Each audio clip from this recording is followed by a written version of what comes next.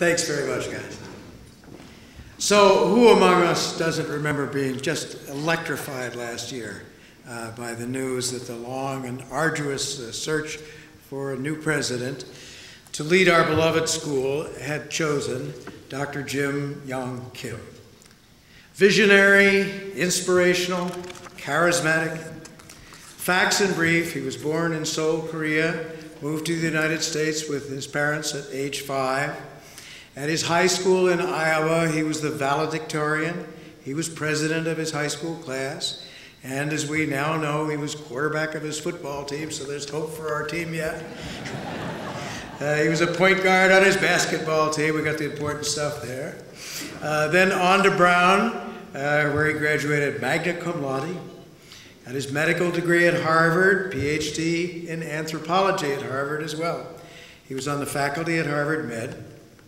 4 years with the World Health Organization, where he led a huge initiative on HIV/AIDS worldwide. Very successful. Hard work, I remember in your lecture, but it's successful in the end. But probably he's best known to the nation as co-founder and former executive director of the wonderful Partners in Health, the inspirational nonprofit which has worked so hard in the poor communities of Haiti and Rwanda and Peru and Russia and many other places as well. Already before Dartmouth, he had been named one of America's 25 best leaders by U.S. News and World Report magazine. He had been selected one of Time magazine's 100 most influential people in the world. Now already in just his first year at Dartmouth, he thrusts the college and its students and its doctors and its nurses into the front lines of humanitarian relief in those awful days after the earthquake in Haiti. And we were also proud of the role that our college could take in that. And on another front, he put the college on the map as well. I won't say put it on the map, but certainly has added to that as a major player in the discussion of healthcare, and especially delivery of healthcare. So surely he's lived up to that first wave of pride and excitement that so many of us felt, we all felt, on hearing the search committee's choice. But just imagine, this is only the beginning. Dr. Jim Young Kim.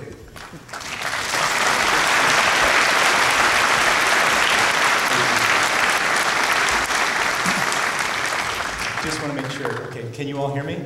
Great. What a great privilege for me to be standing here in front of all of you. I've known many of the members of the class before this event, but to see you all here is deeply humbling and encouraging for me. Dartmouth has changed a lot, as you all know, over the last few years. But I wanted to both reflect backward on your experience.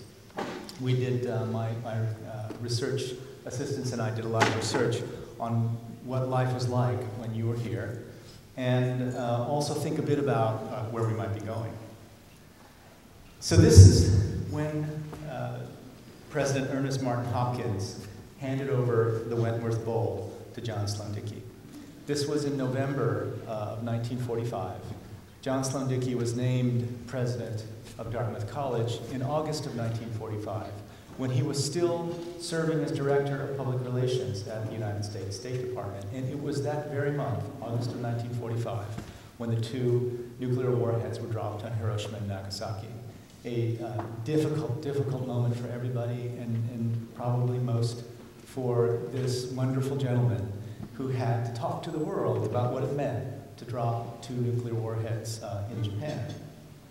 He said to you, when you came here, on your very first day, he said, seated or standing, we extend to the class of 1960 the unqualified welcome. You are now one of us.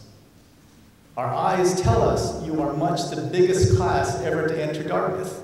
The admissions office tells us, in your behalf, and incidentally in its defense, that on the record you are also the best. May the class of 1960 always be a beautiful best among all the best classes of the Dartmouth Fellowship.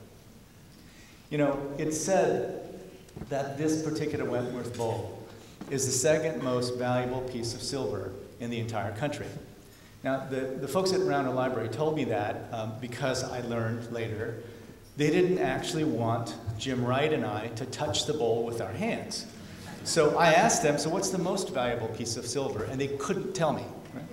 So we suspected that they were so concerned about preserving the silver bowl that they didn't want us to touch it. So I talked to Jim Wright, and I said, Jim, they want us to wear gloves.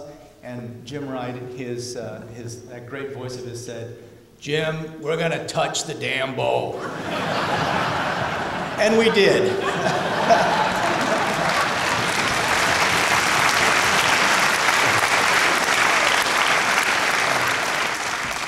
So this apparently was only the 17th time in history where two presidents of Dartmouth College touched that bowl simultaneously. And I say that because it just tells you something about how important traditions are here at Dartmouth.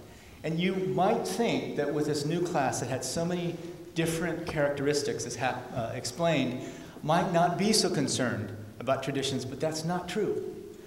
I'm an anthropologist. We study how important traditions are in keeping communities and societies together. Societies that lose their traditions are often in a road toward disintegration. I love that Dartmouth people love their traditions, and anthropologists couldn't ask for anything more. The bonfire. Now, we do it once a year. My understanding is that you guys used to have bonfires all the time, almost every home game. So I was told by the class of 2013 that the tradition is that you run around the bonfire 100 times plus the number of your class, so 113 times. Right? And I thought, wow, that's a lot. It turns out it's over 10 miles, and it takes about 3 hours to do in that small circle. And then, so I told them is I'm new too, so I'm going to run around the bonfire. And I run around the bonfire about 5 times. And the bonfire is really hot. And I had the excuse because the 1769 Society was meeting in the top of the hop just after that. So I went upstairs and I met people in my class, 1982, Dartmouth. And I said, did you guys run around the bonfire 100 times plus, or maybe 82 times? And they said, no. Turns out that tradition is like 10 years old. But according to the freshmen, they said, this dates back to President Tucker. Ever since we had the bonfire for 100 years, we've been doing this. The point is, they loved the idea that they were doing something that they were doing at Dartmouth 100 years ago. That's important. That doesn't happen at every college or university in the country. I can guarantee you that.